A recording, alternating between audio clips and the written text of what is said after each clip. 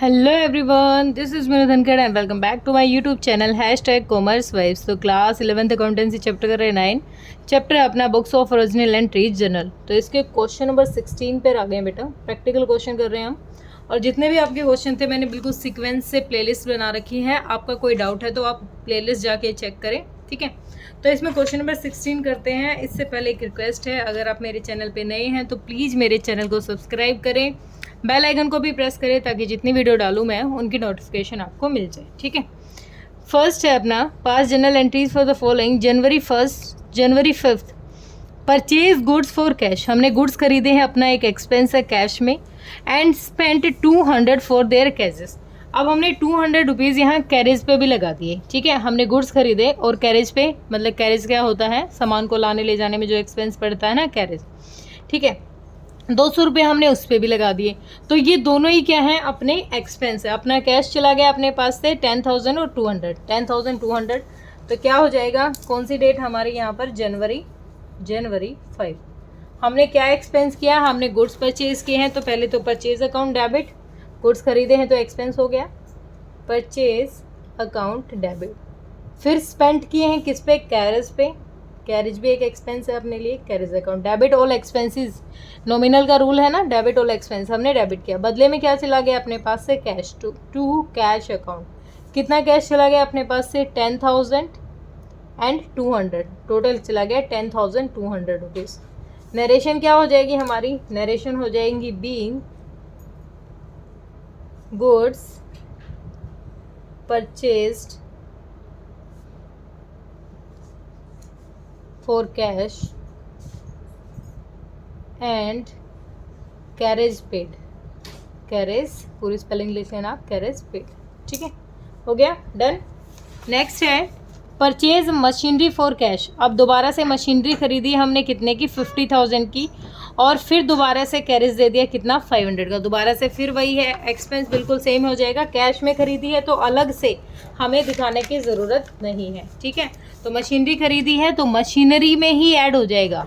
देखो गुड्स में हमें 200 नहीं लेने थे, लेकिन ये मशीनरी खरीदी है तो मशीन के साथ उस दिन हमने जो एक्सपेंस किए हैं, अगर रिपेयरिंग की बात होती, रिपेयरिंग भी इसी में ऐड कर लेते, क्योंकि उस मशीन को लाने ले जाने का जो खर्चा है वो भी हम उसी में इन्वॉल्व करके, जैसे आप कोई बाइक लेके आए हो, ठीक है, या आपने पुरानी कोई बाइक ली 20,000 रुपये की, फिर आपने रिपेयरिंग करवाई उसकी, कुछ 2-3 हज़ार ऊपर लग गए, तो वो टोटल आपको कितने में पड़ी, वो अमाउंट ही तो लिखते हैं ना हम यहाँ पर। तो इसका कैरेज इसी में ऐड करके लिख देंगे कि हमने मशीनरी खरीदी थी कब, जनवरी 10 को हमने मशीनरी खरीदी है, ठीक है।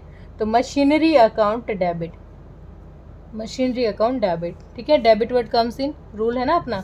और क्रेडिट वर्ड गोज आउट, तो टू कैश अकाउंट, कैश अपने पास से चला गया। अब बात क्या है कि हमने मशीनरी खरीदी थी 50,000 की, ठीक है, 50,000 की मशीनरी, लेकिन साथ में हमें 500 रुपये कैरेज के भी देने पड़ गए, तो 500 भी इसी में ऐड हो जाएंगे। तो टोटल मशीनरी अपनी कितने की पड़ी, 50,500 की अपनी मशीनरी पड़ी, ठीक है।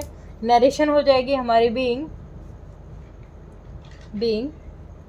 machinery purchased for cash and carriage paid। अगर आप कैरेज पेड ना भी लगाते ना तो भी यहाँ कोई दिक्कत नहीं थी, ओके, क्योंकि ये मशीनरी की वैल्यू में ही ऐड हो जाएगा, ये अपना एक एक्सपेंस है। नेक्स्ट हमें क्या रखा है, paid 20,000 for cement, 10,000 for timber, 5,000 as wages for the construction of building. अब हम कंस्ट्रक्शन कर रहे हैं बिल्डिंग का, बिल्डिंग बना रहे हैं और बिल्डिंग को बना रहे हैं, बिल्डिंग एक एसेट है अपनी, और उसके बनाने के टाइम पे हमें सीमेंट ली है, 10,000 टिम्बर भी है, 5,000 की वेजेस भी दी है। तो ये सारा एक्सपेंस किसके लिए है, बिल्डिंग के लिए ही तो है, बिल्डिंग बनाने में ही तो है। तो इसकी एंट्री क्या हो जाएगी, अपनी एक एसेट इंक्रीज हो रही है जनवरी 15 को, बिल्डिंग अकाउंट डेबिट। ये सारी चीज़ें किस में लग जाएंगी, बिल्डिंग में लग जाएंगी, बिल्डिंग अकाउंट डेबिट, ठीक है।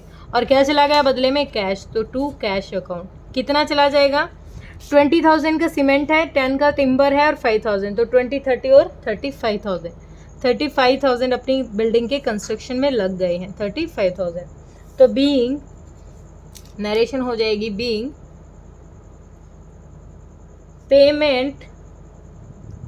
Payment made for constructions of building, building की कंस्ट्रक्शन में हमने जो पैसा लगाया, ठीक है।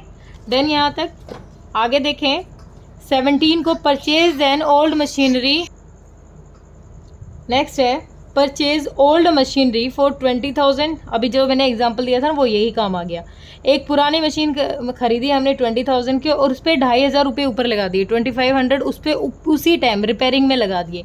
तो टोटल वो कितने की पड़ी अपनी, 22,500 की पड़ी, क्योंकि उसी टाइम उसी पे हमने रिपेयरिंग पे लगा दिए, ठीक है। तो मशीनरी खरीदी तो क्या है अपने लिए, एक्सपेंस है।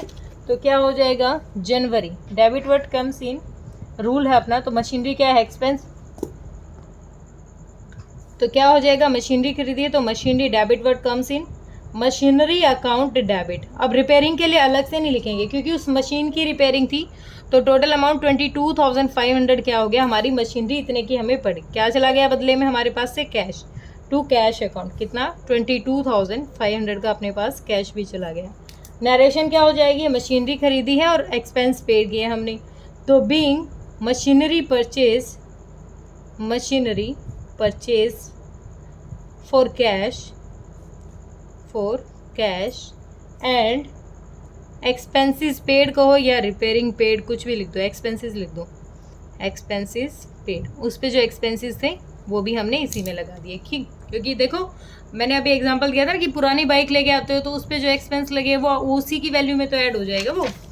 नेक्स्ट है paid 500 for repairing some other machinery. अब कोई और मशीनरी है और वो ठीक कराई, रिपेयर कराई है, उसके 500, तो ये एक एक्सपेंस है। इसको रिपेयरिंग में अलग से डाल देंगे कि एक एक्सपेंस किया हमने जनवरी 20 को, repair account debit, repairs account debit, repair करवाया, एक्सपेंस है, डेबिट ऑल एक्सपेंसेस नॉमिनल का रूल है। और बदले में क्या चला गया है, कैश। तो टू कैश अकाउंट, कितने का, 500 का। बीइंग एक्सपेंस पेड, ये लिख सकते हो आप, बीइंग एक्सपेंस पेड या फिर बीइंग रिपेयर पेड, ठीक है। बिल्कुल सिंपल सा क्वेश्चन था। होप क्लियर हुआ होगा। किसी बच्चे का कोई डाउट है तो बेटा कमेंट सेक्शन में डालिए। Thank you so much.